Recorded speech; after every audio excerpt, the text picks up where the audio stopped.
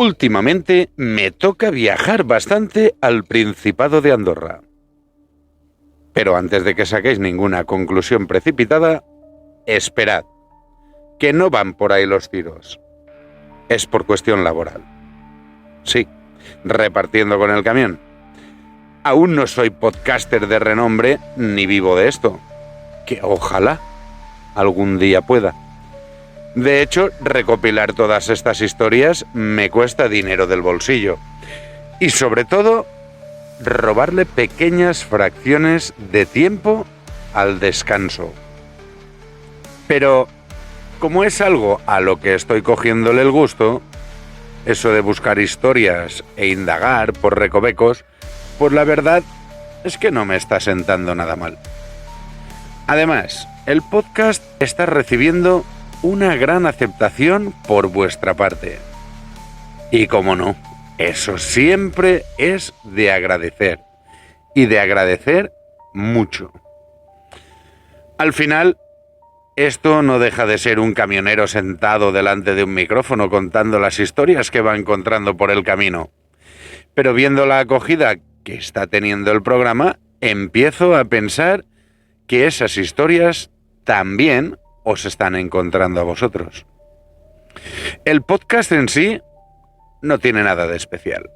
Kilómetros y misterios. ¿Por qué ese nombre? Porque kilómetros es lo que recorro a diario y misterios porque recopilo historias desde los rincones más variopintos del territorio nacional. Después las organizo un poco, me pongo delante de un micrófono y os las cuento a vosotros. Y tengo que decir que estoy disfrutando muchísimo el proceso, que estoy disfrutando de la aventura y que me gusta lo que estoy haciendo. Espero que a vosotros también. Es probable, y muy seguro de que sí, que algunas historias ya las habréis escuchado 1000 veces. Bien sea por otros medios, por otros canales, pero creo que el punto de vista que Kilómetros y Misterios está haciendo, o mejor dicho, tratando de hacer, es simplemente tratar de haceros partícipes y de contaros las historias como si fuésemos juntos, sentados en el camión, o en el coche, o un trayecto en el autobús, o simplemente tomando un café como si nos conociéramos de toda la vida. La cuestión es que cuando voy conduciendo por viejas carreteras que tienen muchísima historia y sobre todo muchísimas historias que contar, pienso, ¿qué secretos esconderán estas curvas? Y te digo yo, que me gano la vida pisando asfalto, que muchísimas veces pasas por un tramo 40 veces y la que hace 41 ves algo que te hace clic. El caso, y a lo que voy, es que en las últimas semanas he estado viajando hacia Andorra y de normal cojo la carretera C14 desde Reus y ya no la suelto hasta llegar a la aduana de Andorra. Hay tramos de la carretera que se hacen angostos de lo estrechos que son. Carretera convencional, con 2 carriles destinados para ambos sentidos de circulación, sin arcén, y detrás de la línea blanca, si pisas fuera de lo negro, es campo. Y como por fuerza aminoras la marcha, pues te permite observar el paisaje de otra manera, atravesando poblaciones como Solivella, Beitai, Tàrrega, Claravalls, Agramunt, entre otros, y antes de llegar a la Seu d'Urgell, hay un pueblo que lleva semanas, por no decir meses, rondándome la cabeza. De eso que pasas una vez y no le haces caso, lo vuelves a pasar y te fijas un poquito, y a la tercera ya empiezas a preguntarte qué habrá ahí, y acabas estabas buscando información en el móvil mientras te tomas un café. Castellciutat se llama el pueblo, Castellciutat. ¿Qué esconderá? Y es que ya solo por el nombre consiguió llamar mi atención. Aunque si os soy sincero, no fue únicamente el nombre. Eso solo fue la excusa.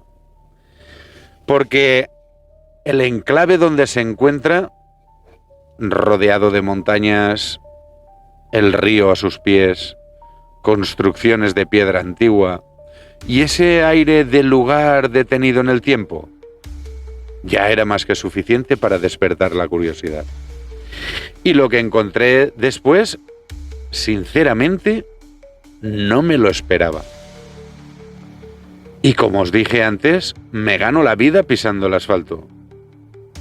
Muchísimas veces paso por el mismo tramo.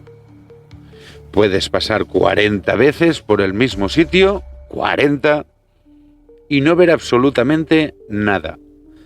Pero llega la 41 y de repente algo te hace clic. Puede ser un puente, o un campanario medio de ruido, un cruceiro en un cruce de caminos, el portal de una casa antigua, o incluso algo tan simple como un cartel que pone Ruta dos Dòlmens. Qué curioso es el cerebro, ¿verdad? Y no porque ese puente no estuviera ahí antes. No porque ese pueblo acabara de aparecer de la nada. Pues siempre había estado ahí. Lo único que ha cambiado es que, por alguna razón, ese día has mirado de otra forma o de otra manera.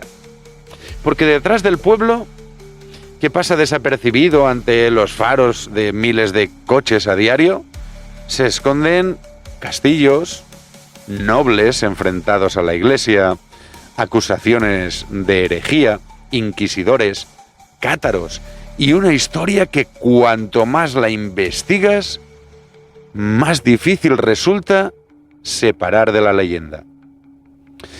Y como ya sabéis que en Kilómetros y Misterios nos gusta hacernos preguntas que nos hagan pensar más en la respuesta que en la propia pregunta, y aprovechando que ahora tengo vuestra atención, os lo voy a contar.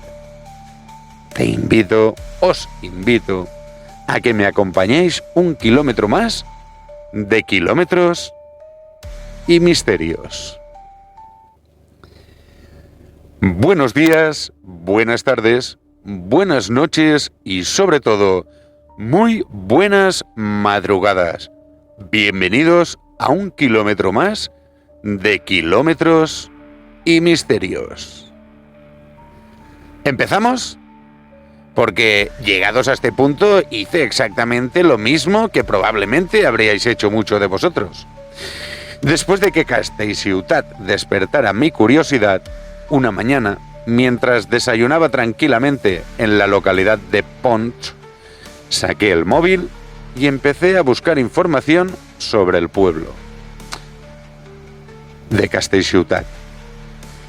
Y sinceramente, al principio me llevé una pequeña decepción, porque yo ya iba con una idea montada en la cabeza. Ves aquel pueblo encaramado sobre la montaña.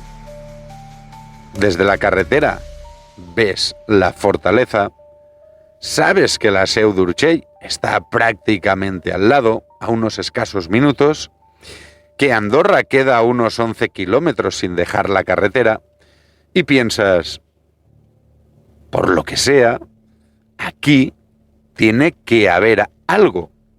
No sé, llámalo leyenda conocida, un misterio famoso, alguna historia de esas que llevan años repitiéndose y de la que yo no soy conocedor. Pero no. Cuanto más buscaba, más me daba la sensación de que Castellciutat había pasado de puntillas por la historia del misterio.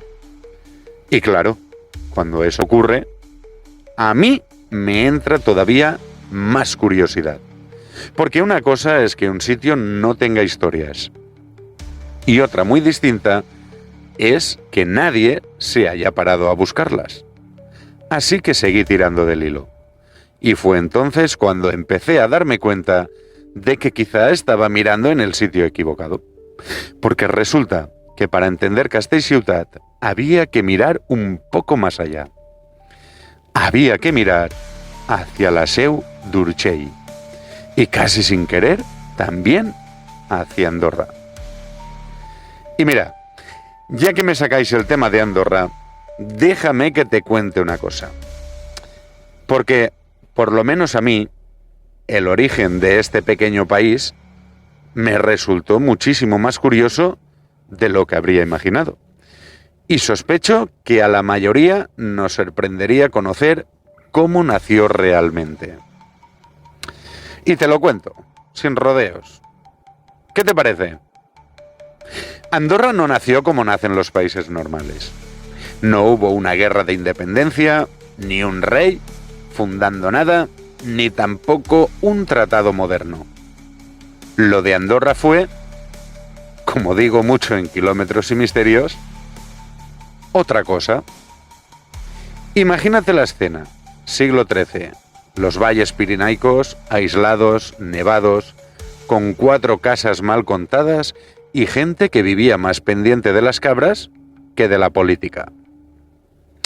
Y en medio de todo eso, 2 señores feudales discutiendo por quién manda allí. Por un lado, el obispo de Urgell, que decía: «Esto es mío desde tiempos de Carlomagno». Bueno, pues sí, hay una leyenda que dice que Carlomagno les dio protección. Pero bueno, leyenda es leyenda. Y yo, a día de hoy, no la puedo demostrar. Y por otro lado, el conde de Foix, que venía a decir: «Pues mira, yo también tengo derechos sobre estos valles, así que aquí mando yo». Total, que aquello podía haber acabado en guerra, en sangre, incendios, saqueos, expolios, porque en un principio así era. Peleas, disputas, pequeñas guerras por quién debía mandar y de cobrar tributos por aquellos territorios. Pero no, algo ocurrió. Hicieron algo que hoy suena casi surrealista. En 1278 firmaron un acuerdo para gobernar juntos. A estas alturas, ni tú, ni yo, ni nadie se esperaba eso, ¿verdad? Seguramente en su día lo debí estudiar, pero por lo que sea, se me olvidó con el tiempo. Y precisamente por eso, cuando me encontré con esta historia, me llamó muchísimo la atención. Porque en lugar de seguir peleándose durante años, decidieron hacer algo que incluso visto desde hoy, sigue resultando bastante sorprendente. Y ya ves, lo hicieron. Y aquel acuerdo recibió un nombre que todavía hoy forma parte de la historia de Andorra: el primer pariatge. Básicamente dijeron: mira, ni para ti ni para mí, mandamos los dos, a medias. Y los andorranos, mientras tanto, que sigan con su vida. Y ya está. Ese papel firmado hace más de 700 años es el acta de nacimiento del Principado de Andorra. Luego, en 1288, hicieron un segundo pariatge para dejarlo todo más claro, como cuando firmas un contrato y luego haces un anexo, porque te has dejado cosas. Y lo más loco de todo es que ese sistema sigue vivo hoy, porque el título del conde de Foix acabó pasando a los reyes de Francia y de ahí al jefe del Estado francés. Y el obispo de Urgell, pues a día de hoy sigue siendo el obispo de Urgell. Así que hoy, en pleno siglo XXI, Andorra tiene 2 jefes de Estado: el presidente de Francia y el obispo de Urgell. Un país moderno con un origen feudal que sigue funcionando. Una especie de fósil político vivo. Y eso es algo que creo casi nadie sabe. O ya no lo recuerda. Pero ahora, vosotros y yo, sí. Y claro, cuando entiendes cómo nació Andorra, empiezas a mirar Castellciutat con otros ojos. Porque aquel pueblo ya no era solo un pueblo. Era una pieza más de un tablero muchísimo más grande. Y llegados a este punto, la pregunta era casi inevitable. ¿Qué tenía que ver todo aquello con Castellciutat? Porque, al fin y al cabo, yo solo había empezado a curiosear sobre un pueblo al borde de la carretera, no sobre el origen de Andorra. Pero cuanto más leía, más comprendía que todo estaba relacionado. Resulta que Castellciutat no era un simple pueblo de paso. Durante siglos fue una pieza clave dentro de todo este tablero. Quien dominaba aquella fortaleza controlaba el acceso natural a la Seu d'Urgell y vigilaba buena parte de los caminos que atravesaban los Pirineos. Y eso, en una época en la que los caminos eran tan importantes como hoy pueden ser las autopistas o los grandes puertos, significaba tener mucho poder. Entre las primeras referencias que encontré aparecían algunas historias relacionadas con brujas. Y no porque Castellciutat tenga una leyenda concreta especialmente famosa, sino porque toda esa zona del Alt Urgell, igual que ocurre en buena parte del Pirineo, desde el Mediterráneo hasta el mar Cantábrico, ha convivido durante siglos en un imaginario muy rico alrededor de la brujería. Vamos a ponernos un poco en situación. Estamos hablando de pequeños pueblos, valles aislados, montañas, bosques, inviernos largos y esa niebla que parece envolverlo todo durante buena parte del día y también de la noche. No era algo exclusivo de Castellciutat, era una forma de entender el mundo que compartían muchos pueblos del Pirineo. Aunque hoy pueda parecernos simple superstición, aquellas creencias formaban parte de la vida cotidiana. Y es que, estando en pleno Pirineo, una de las primeras cosas que busqué fueron historias relacionadas con la brujería. Alguna referencia encontré, aunque no exactamente como esperaba. Castellciutat no conserva una gran leyenda de brujas que haya trascendido con nombre y apellidos. Lo que sí comparte con buena parte del Pirineo es ese viejo imaginario donde cualquier desgracia encontraba una explicación en lo sobrenatural. No es difícil entender por qué. Como he dicho antes, estamos hablando de altas montañas, grandes montañas, bosques densos, pueblos pequeños, inviernos largos y caminos que durante siglos quedaban prácticamente aislados. En un lugar así, una tormenta que arruinaba la cosecha, una enfermedad repentina de algún vecino, o un vecino que conocía demasiado bien las propiedades de las plantas, podían acabar alimentando rumores sobre brujería y hechicería. Formaba parte de la manera que tenían nuestros antepasados de explicar aquello que no comprendían. Pero cuanto más seguía bicheando, más claro veía que las brujas no eran el verdadero corazón de la historia. Eran solo la primera capa, porque debajo de aquellas viejas creencias empezaban a aparecer nombres, documentos y personajes de carne y hueso. Y hubo uno que terminó repitiéndose una y otra vez, hasta el punto de hacerme cambiar por completo el rumbo de la investigación. Castellbò. Lo curioso es que cuanto más buscaba, más comprendía que las brujas apenas eran una fina capa muy superficial de la historia. Porque debajo de esas leyendas empezaban a aparecer nombres, documentos, acontecimientos muy reales, y todos volvían a señalar hacia el mismo lugar. Empecé a encontrar un nombre que aparecía una y otra vez. Castellbó. Al principio no le di demasiada importancia. Eso es cierto. Pensé que sería otro pueblo ligado a un apellido, de esos que aparecen constantemente en la historia medieval. ¿Y por qué no? En los carteles de carretera como el de Castellbó, 9 kilómetros. Pero no. Cada documento que leía volvía a llevarme hasta el mismo sitio, Castellbó. Y llegó un momento en que dejé de encontrar cosas sobre un pueblo para empezar a investigar una familia.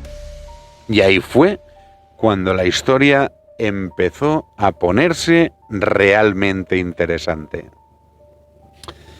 Castellbó, como dije antes, al principio no le di demasiada importancia, porque yo pensaba que sería otro de esos apellidos antiguos que acaban dando nombre a un pueblo. Pero seguía leyendo y volvía a aparecer. Abría otro documento, Castellbó. Abría un artículo, Castellbó. Otro mapa, Castellbó. Y llegó un momento en que pensé, vamos a ver, ¿quién demonios eran estos? Porque no podía ser tanta casualidad. Yo buscando sobre un pueblo, un castillo, una leyenda, folclore, y me aparece otra cosa una y otra vez. Entré a la página del portal de archivos españoles, la página Pares, e hice una pequeña búsqueda, rápida, para ver si había algo interesante. Y fíjate tú que sí. Entre algunos de los documentos, sin ir más lejos, aparecía Cruzada Albigense. Resulta que los Castellbó, perdón. Resulta que los Castellbó no fueron una familia cualquiera. Durante siglos tuvieron un poder enorme en toda esa zona del Pirineo. Controlaban castillos, caminos, valles, y por si fuera poco, también tenían mucho que decir sobre lo que ocurría en los territorios que hoy forman parte de Andorra. Y entonces fue cuando empecé a entender una cosa. Porque yo había empezado investigando un pueblo, pero el pueblo en realidad solo era la puerta de entrada. Detrás de Castellciutat había una historia muchísimo más grande. Y esa historia llevaba el apellido Castellbó y un nombre propio que ya no iba a dejar de acompañarme durante el resto de la búsqueda. Perdón. Arnau de Castellbó. Y os puedo asegurar una cosa. Cuanto más leía sobre él, más claro tenía que aquello ya no iba de un pueblo perdido entre montañas. Aquello empezaba a parecerse a una de esas historias donde el poder, la iglesia, la política y las creencias terminan mezclándose de una forma que cuesta separar dónde acaba la historia y dónde empieza la leyenda. Y es que cuanto más iba leyendo sobre los Castellbó, más me daba cuenta de una cosa. Nosotros miramos un mapa y vemos Cataluña, Andorra o Francia como si siempre hubieran estado ahí, perfectamente dibujadas, con sus fronteras y sus carreteras. Pero hace 800 años aquello era un auténtico rompecabezas. Cada valle tenía un señor distinto. cada castillo vigilaba un camino. Y quien controlaba un paso de montaña no solo controlaba el paso de viajeros y comerciantes, controlaba el dinero, los impuestos y, llegado el caso, también los ejércitos. A partir de ahí empecé a entender quiénes eran realmente los Castellbó.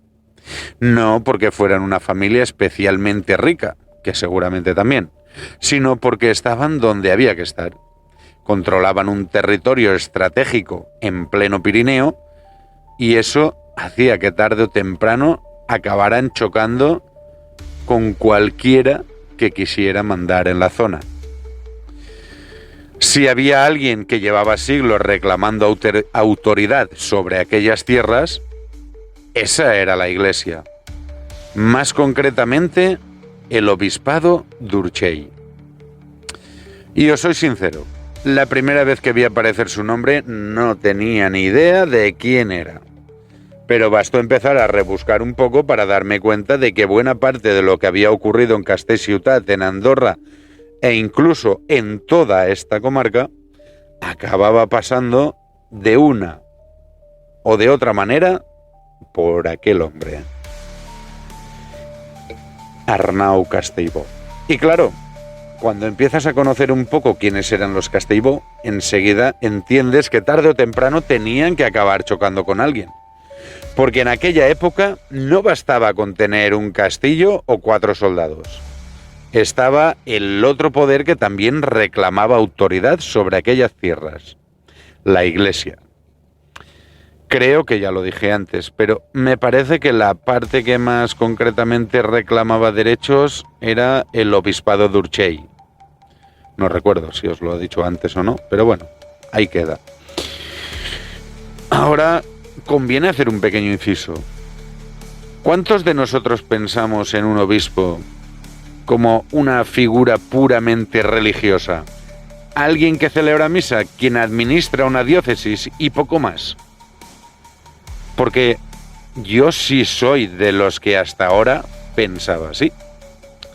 Siempre tuve claro que la Iglesia tenía intereses propios y particulares, pero nunca pensé que eran administradores directos. Más bien que influían sobre los gobernantes para tomar ciertas decisiones. También puede que yo estuviera influenciado por la industria del cine. Al final es la imagen que hemos visto muchas veces en películas y series, ¿no? Ese consejero espiritual, ya fuera un fraile, un obispo, un cardenal o incluso el propio papa, siempre al lado del rey, de un conde o de un duque, aconsejando e influyendo en las decisiones importantes del reino.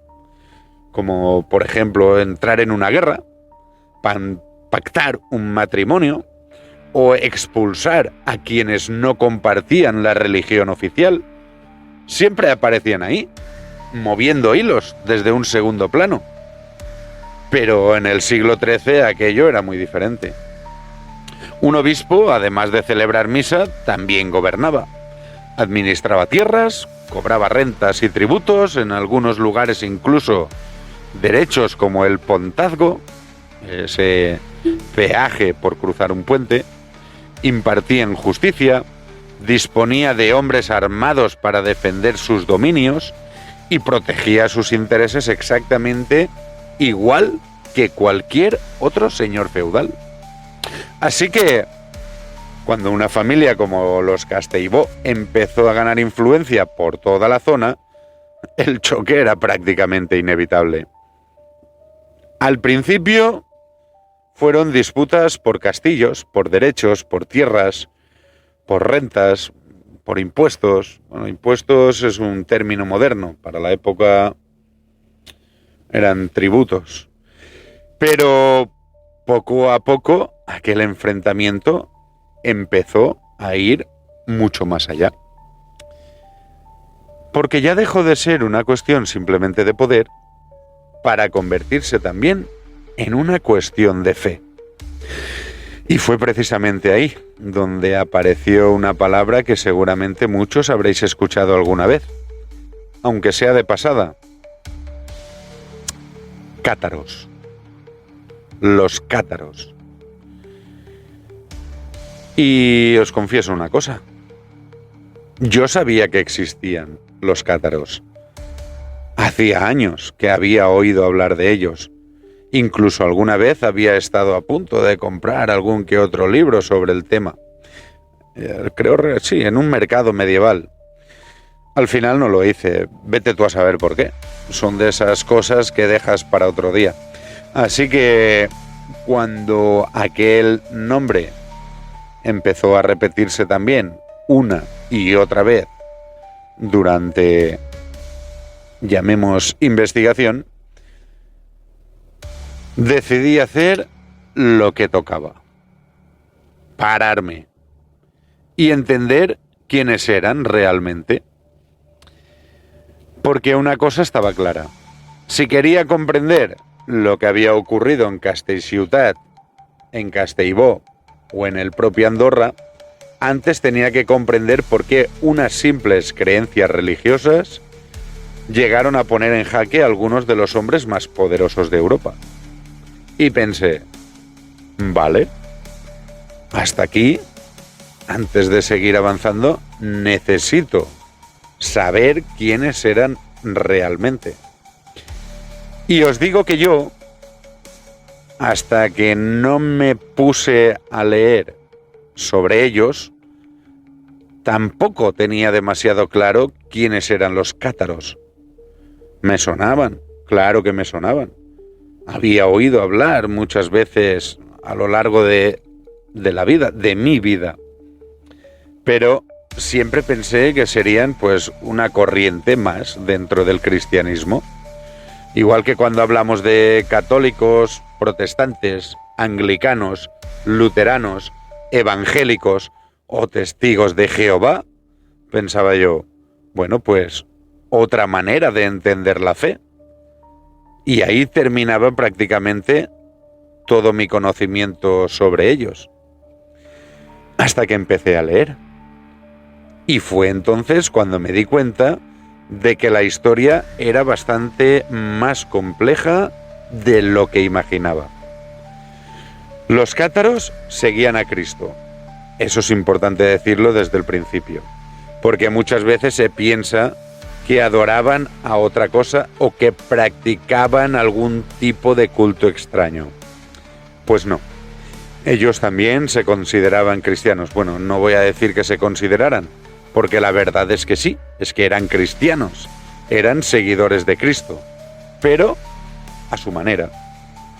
Lo que ocurría era que entendían el cristianismo de una forma muy distinta a la Iglesia romana. Los cátaros, o albigenses, defendían una vida sencilla.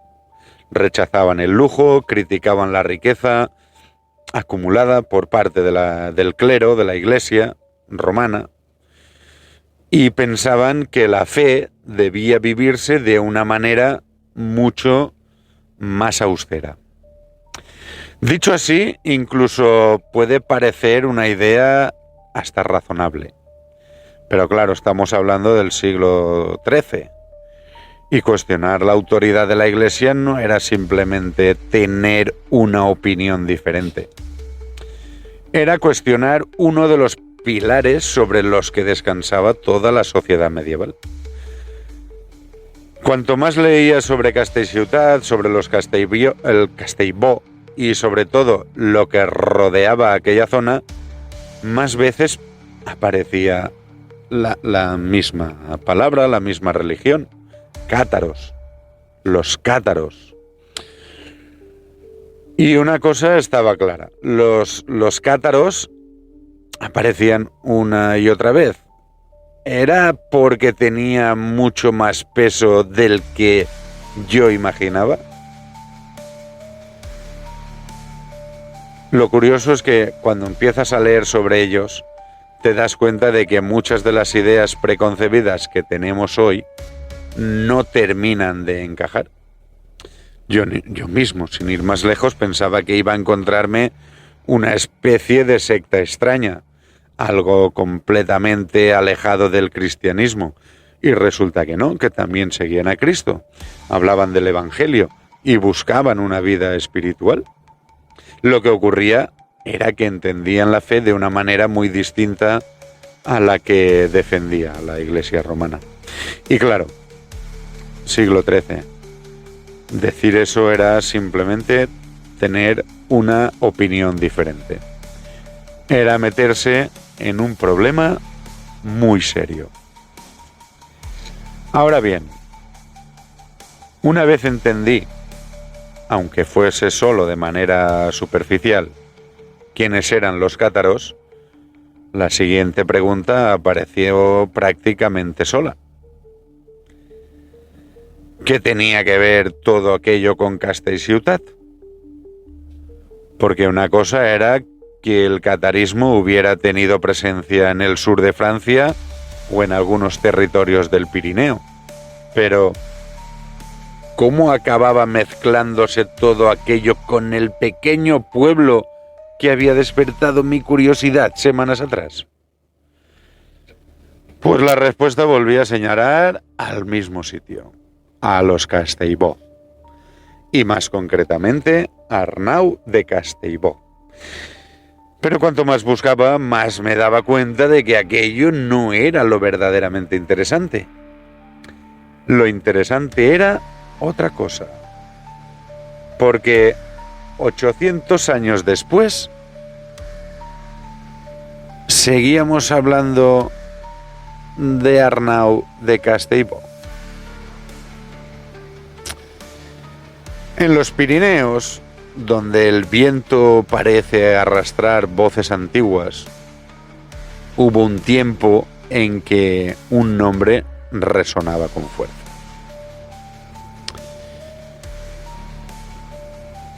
Arnau de Castellbó, señor de castillos, de valles, pastos y de pasos fronterizos. Su poder alcanzó buena parte de este territorio y con él llegaron también los enfrentamientos, las sospechas y una historia que 8 siglos después continúa despertando preguntas. Dicen que el obispado de Urgell lo observaba con recelo, que cada privilegio que concedía, cada alianza que sellaba, cada castillo que reforzaba, era interpretado como una amenaza. Y quizá lo era, porque Arnau no solo gobernaba territorio, gobernaba voluntades. Y en una época en la que la Iglesia lo vigilaba todo, eso era un pecado mayor que cualquier herejía. Pero la herejía llegó igualmente. El catarismo, esa fe austera que recorría los Pirineos como un susurro prohibido, encontró en Arnau un protector. Las crónicas lo dicen sin rodeos. Dio cobijo a perseguidos, frenó actuaciones eclesiásticas, apoyó territorios simpatizantes. En la Edad Media eso equivalía a declararse enemigo de Roma. Y Arnau lo sabía. Cuando murió en 1226, su cuerpo fue llevado al priorato de Santa María de Costoja, un enclave hospitalario escondido entre montañas, un lugar antiguo, solemne, casi sagrado. Allí estaban enterrados quienes habían dado forma a la historia de los Castellbó. Allí, en teoría, debía descansar para siempre. Su hija, Ermesenda, heredera del linaje, siguió un destino parecido al padre. Su matrimonio con Roger Bernat II de Foix unió territorios que inquietaron a obispos y condes por igual. Y la sospecha, esa sombra que nunca abandona a los Castellbó, también cayó sobre ella. Se decía que simpatizaba con los cátaros, que compartía las ideas de su padre, que su sangre llevaba la marca de la disidencia.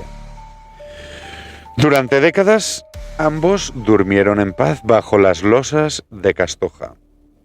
Pero la historia, caprichosa y cruel, no había terminado con ellos. A la muerte de Arnau en 1226, su hija Ermesenda heredó el vizcondado.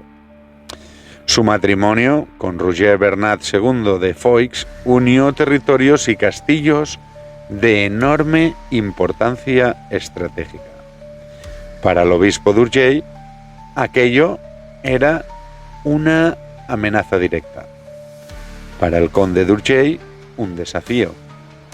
Para la Iglesia, un posible foco de herejía. La tradición sostiene que Ermesenda también fue vista como simpatizante del catarismo. Y, aunque nunca fue juzgada en vida, su destino estaba sellado desde el momento en que heredó el legado de su padre.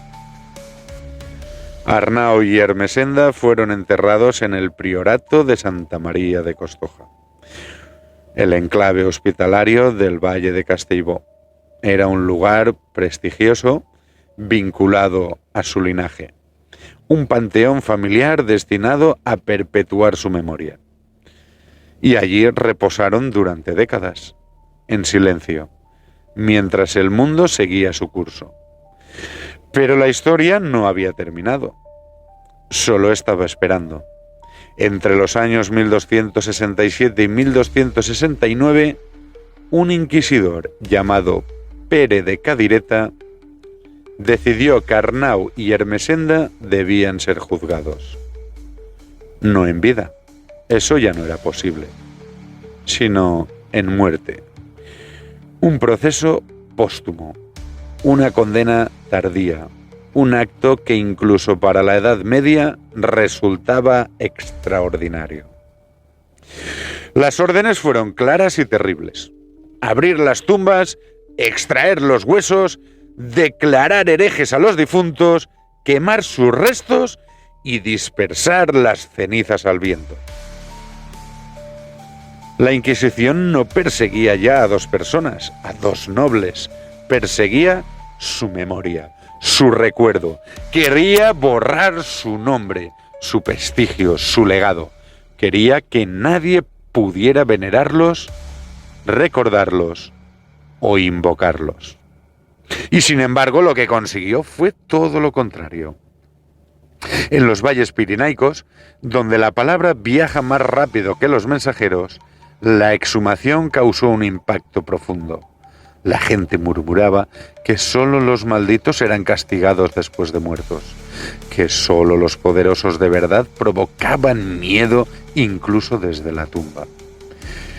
Así nacieron historias de almas inquietas, de castigos divinos, de señores que desafiaron a la Iglesia y pagaron un precio terrible. Así nació la leyenda negra de los Castellbó. Y así nació también la figura oscura de Pere de Cadireta. Pere de Cadireta era un hombre formado para combatir herejías.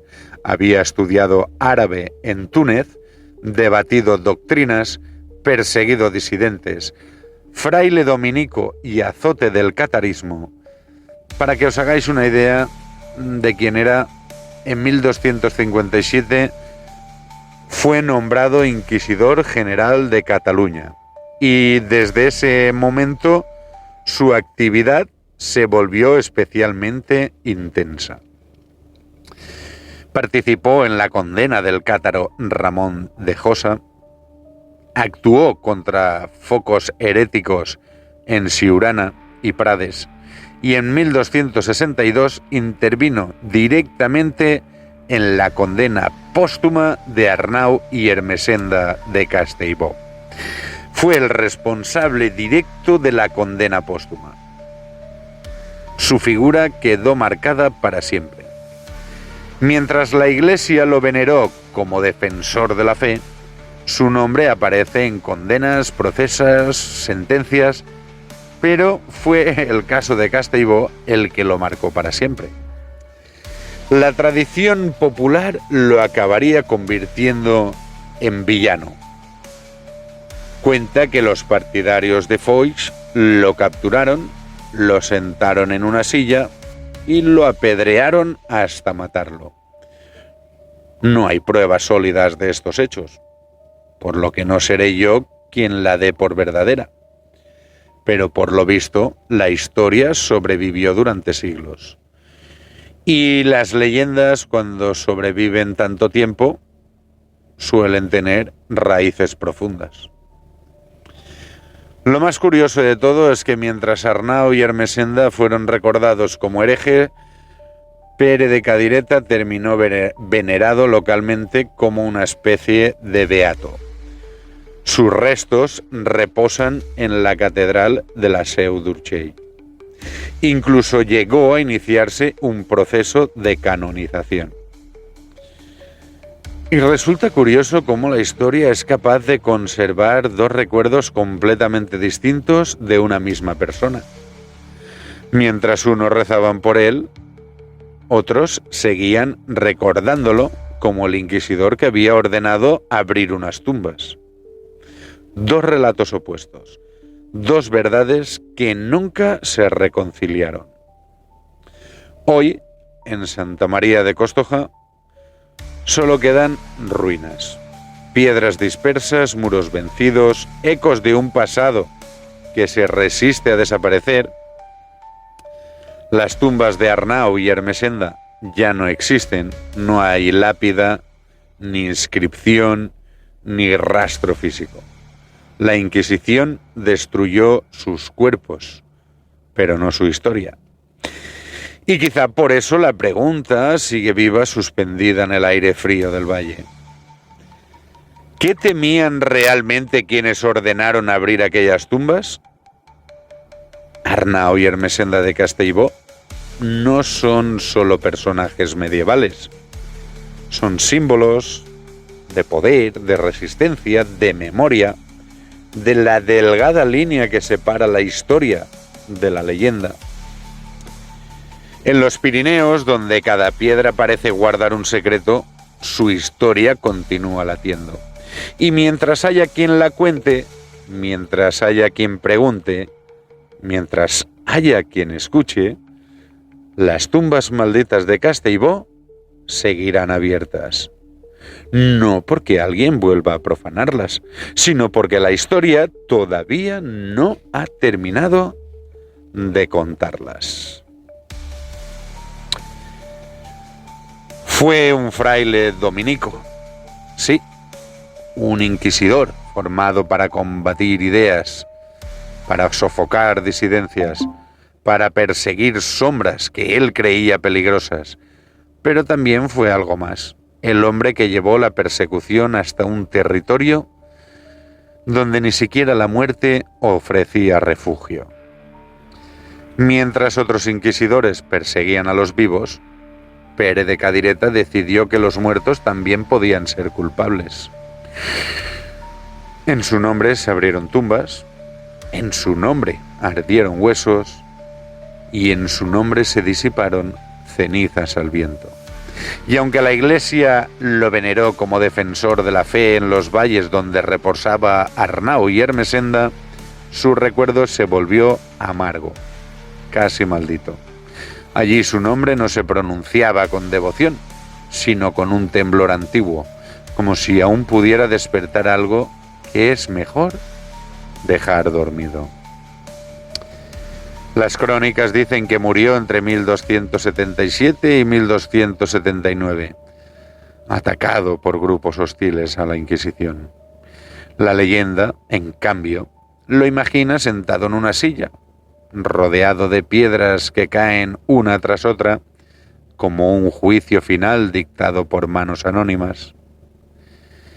Pero la historia pide cautela, la memoria popular no. Y aquí, y quizá ahí, reside el verdadero misterio. Porque mientras Arnau y Ermessenda fueron convertidos en herejes eternos, Pere de Cadireta terminó enterrado en la catedral de la Seu d'Urgell, venerado como un beato local.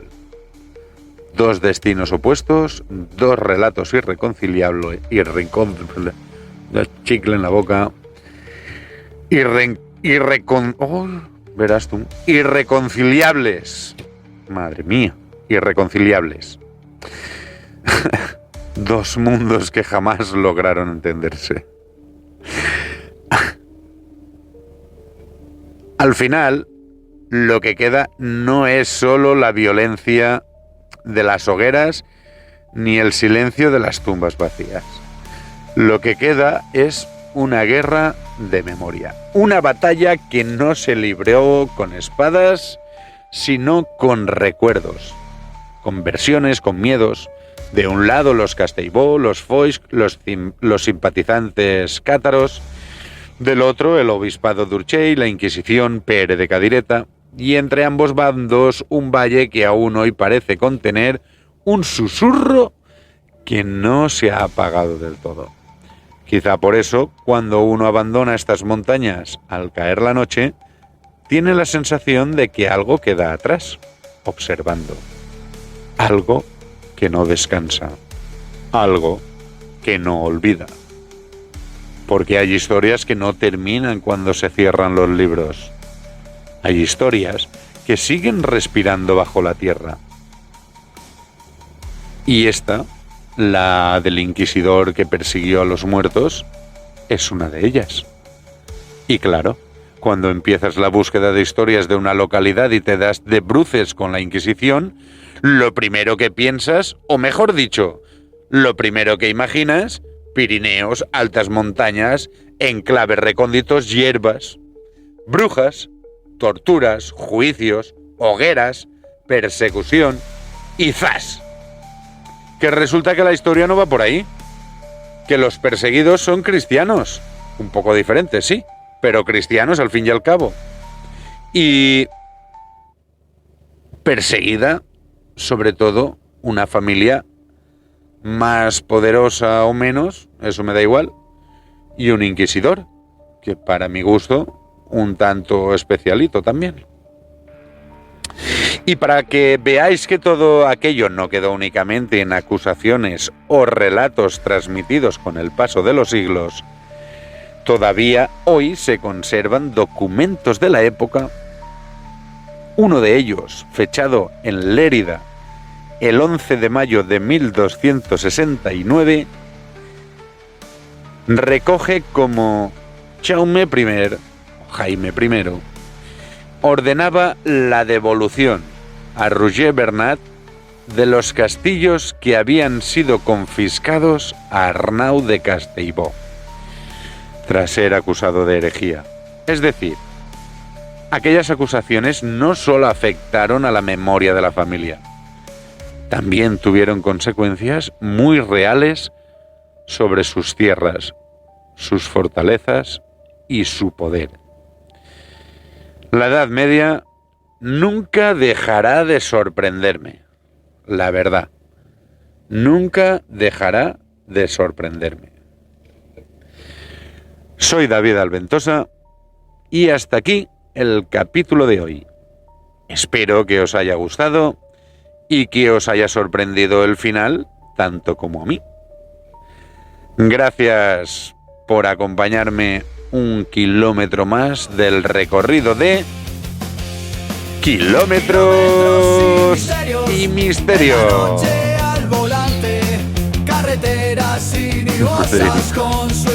Cuando se me traba una, pasa. Ovnis sobre el arcén, alumbrando el horizonte, y castillos con fantasma vigilando desde el monte. Y que en la curva la perdida se aparece la dama blanca. Cruza lento entre la niebla, la radio falla y algo arranca. Por los valles un aullido vibra fuerte entre los pinos. Es el lobizón que acecha a mitad de los caminos. Kilómetros y misterios, viajando sin miedo. Cada curva trae un relato, cada sombra un secreto.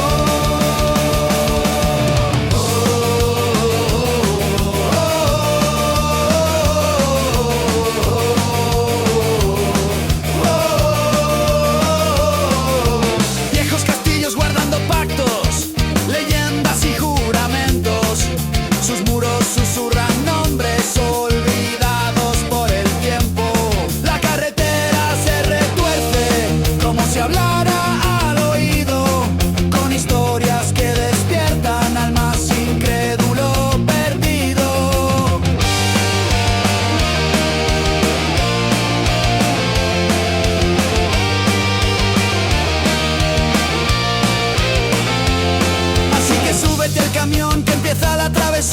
Entre risas, sustos y enigmas en cada carretera fría. Kilómetros y misterios, donde todo es posible. Si tienes valor, acompáñanos en este viaje increíble.